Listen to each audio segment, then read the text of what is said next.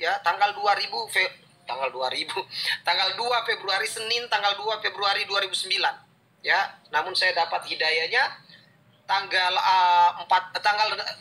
24 November 2012. Nah, bingung kan? Bingung lagi kan?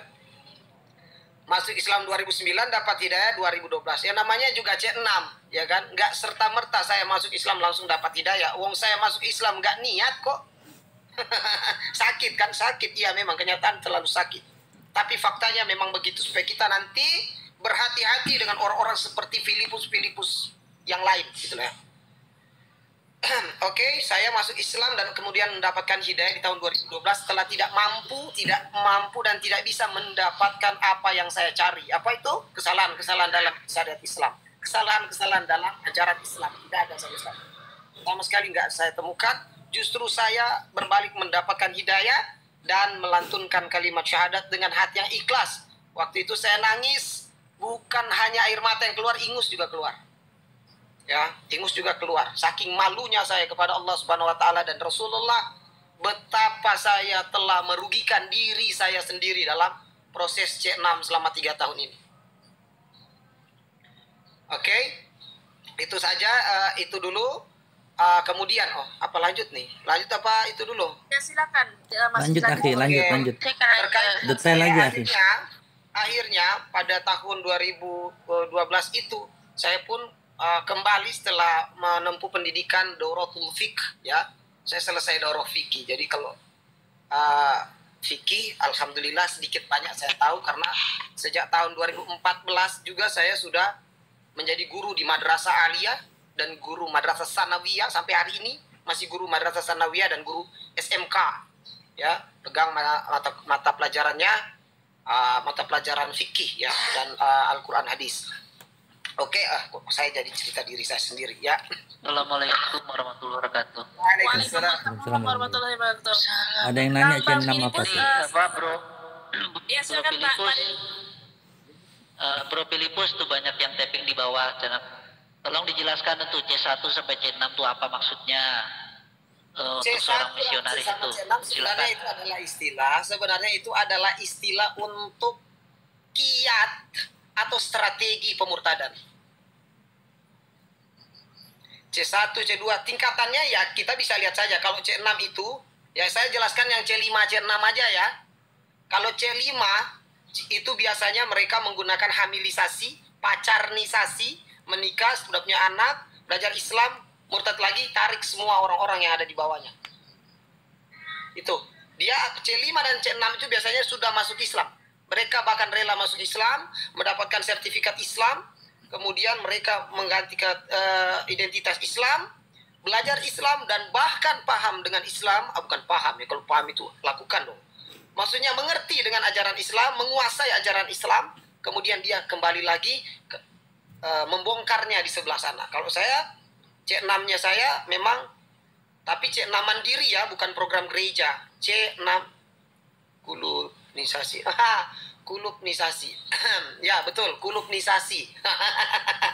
Atau ya upaya pendangkalan akidah lah begitu ya. Intinya pada saatnya C6 itu kemudian akan membawa pergi keilmuan yang dia dapatkan, pengetahuan yang dia dapatkan untuk kemudian dia gunakan di daerah-daerah yang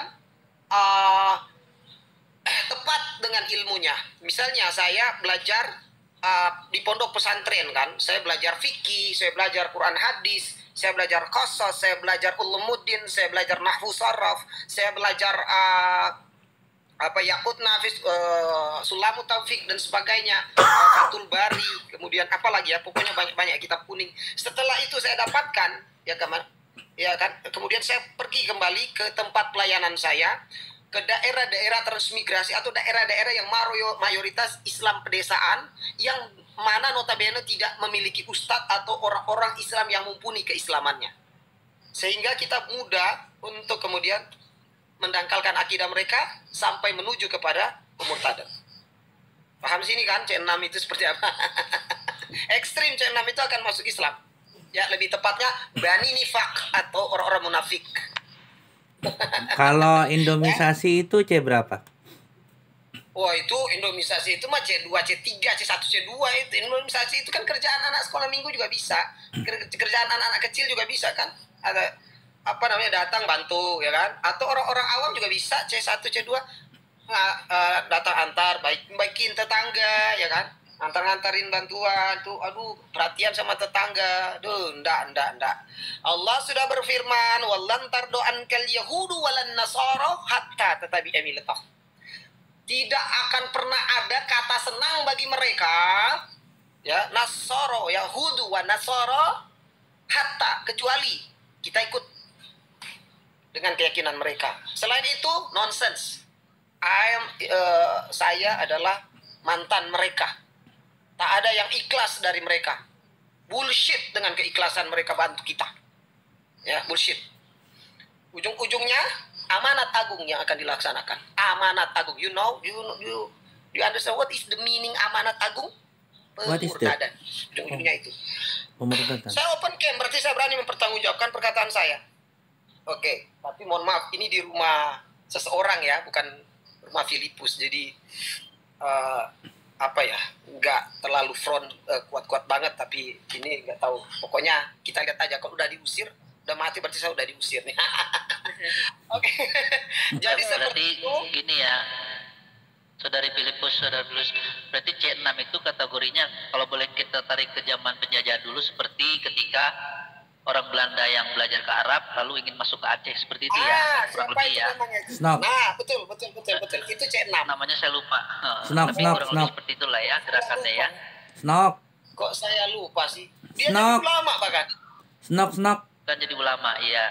Nah, contoh seandainya nauzubillah min zalik, seandainya Filipus Kristian sampai sekarang masih munafik kan, seandainya nauzubillah min zalik, astagfirullahaladzim, amit zaman bayi Fajri, dengar jauh, jangan dengar ayah bicara ngomongin, jauh, masya Allah, astagfirullah, anakku dengar ya Allah. Seandainya saya munafik, saya bisa saja. Kenapa? Karena masih banyak orang Islam bahkan nggak tahu toharoh itu apa. Tidak tahu najis itu terbagi menjadi 3, mutawasita, mugolazo, dan mukofafa. Mereka nggak tahu itu. Hal-hal yang simple, yang tipis, yang dasar dalam Islam itu mereka belum tentu tahu. Orang-orang Islam daerah-daerah pedesaan, ya. Dan dengan apa yang saya dapatkan dari pondok pesantren, Pak, ini anak pesantren, saya nyantri gitu. Itu bisa saja merusak mereka dengan cara-cara yang sudah kombinasikan dengan pengetahuan saya sebelumnya. Apa itu? Islamologi dan misiologi. Bisa saja, Pak. Astagfirullahaladzim. Ya Allah, ampunilah niat saya yang tertunda itu, yang bukan yang tertunda, yang telah Engkau batalkan itu ya Allah, dengan hidayah-Mu ya Allah. Astagfirullah. Amin. Jadi Allahumma seperti amin. itu. Ya, mereka nggak bisa membantah karena fakta itu. Mereka nggak bisa membantah karena itu memang fakta. Kalau ada yang komen di bawah, berarti dia sedang kepanasan karena ekornya saya injak, gitu loh. Jadi seperti itu, saya masuk Islam tahun 2009, 2012, kemudian saya mendapatkan hidayah dan kemudian mengikuti syariat ini dengan sungguh-sungguh belajar sampai hari ini. 2012 saya sudah pulang dari pondok pesantren dan kemudian alhamdulillah 2012, 13, 14, 15, 16, 16. 4 tahun setelahnya saya dapat jodoh. Alhamdulillah saya dapat jodoh, seorang yang darah keturunannya saya benci, ya. Seorang yang darah keturunannya saya benci, alhamdulillah seorang ustazah yang juga sebetulnya adalah senior saya, ya. Ini mantan kufar nikah sama seniornya gitu loh, ustazah lahir dari darah seorang yang dari keturunan orang yang saya benci gitu ya. Nih, mantan pembenci Nabi malah nikah wanita mix Indo. Bisa dibaca nggak? Iya, Indo-Arab. Oke. Sama berarti kita. Istri saya Indo-Arab. No? Jadi ini lucu ini. Saya membenci Arab waktu itu ya. Saya sangat membenci Arab. Saya sangat membenci apa yang berkaitan dengan Arab lah, dan apa-apa yang pokoknya apa-apa yang berkaitan dengan Arab lah, pokoknya nggak enak lah buat saya gitu. Udah negatif aja pokoknya kalau sesuatu yang berhubungan dengan orang Arab atau apa-apa yang berkaitan dengan agama Arab. Tapi lucunya Allah membalasnya bukan dengan azab, Allah membalasnya dengan cinta, dan itu lebih menyakitkan gitu loh. Karena ternyata menahan rasa sakit dengan menahan rasa malu itu lebih sakit, lebih berat lagi, itu adalah menahan rasa malu. Kenapa? Malu karena Allah nggak, yang harusnya menghukum saya dengan perbuatan saya, dia malah memberikan saya cinta. Dia malah memberikan saya kasih sayangnya, ke Rahman dan Rahimnya. Ini bingungnya saya dengan kebaikan dan kebesaran Allah. Bukan bingung lagi itu, saya nggak bisa menceritakan kebesaran Allah. Ya, tahun 2016 ya, jadi 2009 masuk Islam, ingat, catat 2012 dapat hidayah, 2016 saya menikah. Jadi enggak karena tata-tata ya, wanita tata-tata ya, yang komen-komen macam-macam, silakan datang ke tempat Filipus, lihat dokumen-dokumen keislaman saya dan dokumen pernikahan saya. Sinkron nggak sama pernikahan sama orang, tanggal saya masuk Islam dan tanggal saya dapat hidayah. Jadi sejatinya seperti itu. Begitu saya pulang ke rumah, ayah yang tadinya berharap saya cuma C6, sudah dijelaskan ke dia bahwa saya cuma C6, dia sudah senang. Sekarang malah membenci saya ya, dan bahkan ayah beberapa kali melakukan percobaan untuk pembenehan, ingin membeneh saya ya, ingin memboenoeh ya, ingin memboenoeh saya. Bahkan kakak saya yang perempuan ya, waktu itu dia belum masuk Islam, pernah kemudian menghantam saya dengan sebuah benda tipis panjang 1 meter. Benda itu tipis ya, Anda terjemahkan sendiri karena nggak boleh disebut di sini. Benda, aduh ini jaringan ini apa gimana sih? Nggak apa-apa, dilanjut, jelas kok ke sini. Ya. Dengan benda tipis, kemudian saya diserang dengan benda tipis ya. Ujung dari benda tipis itu ada cincin-cincin, 5 buah cincin ya di ujungnya, di ujung dari benda tipis itu. Saya dihantam dengan benda tipis itu. Kemudian tempat saya duduk itu dari plastik, kursi plastik itu terbelah menjadi 2 ya. Dan alhamdulillah refleksnya saya kabur, saya melarikan diri dan tidak sempat melukai saya. Entah kenapa Allah selamatkan saya ya dari kecelakaan itu. Ya, ini kakak saya yang di tengah ya. Ini kakak nomor 2 saya. Kakak nomor 1 yang hitam, mualaf juga. Kakak nomor 2 yang di tengah. Kemudian saya yang warna merah paling samping. Ayah saya ini baru bersyahadat beberapa tahun kemarin ya, yang mualafnya warna hijau. Ya, yang mualafnya warna pink itu kakak tertua saya. Ya. Kemudian yang mualafnya warna kuning itu ponaan saya, anak dari kakak saya Nuraini ya. Oke. Jadi kakak saya nih yang Nuraini ini, jangan dilihat dia pakai hijab. Jangan dilihat dia sekarang guru ngaji mualafah ya, nggak usah dilihat begitu. Ini orang kalau tarkam ya, dia paling depan pegang benda tipis tadi gitu, sama tembok ya, bawa tembok untuk nyerang lawan gitu loh. Ini seperti seorang perempuan, seorang lelaki, 7 orang laki-laki yang terjebak di tubuh wanita gitu loh. Jadi jangan bilang, oh masa perempuan aja takut. Anda belum pernah ketemu dengan kakak saya, jadi Anda mengatakan seperti itu ya, seolah-olah saya ini cemen gitu kan. Bukan takut, saya tidak mau melawan dan saya tidak mau menunjukkan bahwa Islam itu berkaitan syarat dengan sesuatu yang keras, sesuatu yang apa ya, yang jelek lah begitu ya.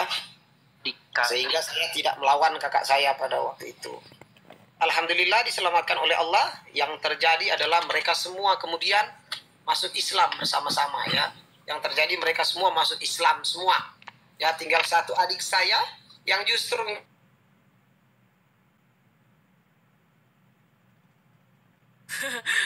Ustaz, Pak Filipus. Ini Sinyal beliau. Jaringannya kurang bagus. lagi manyun. Videonya lucu. Itu kayaknya signalnya Pak Filipus. Oke, dilanjut dulu sama yang lain. Mungkin dengan Mbak Martis mau menceritakan tentang mualafnya. Dulunya katanya dia biarawati. Tafadhol ukhti insyaallah.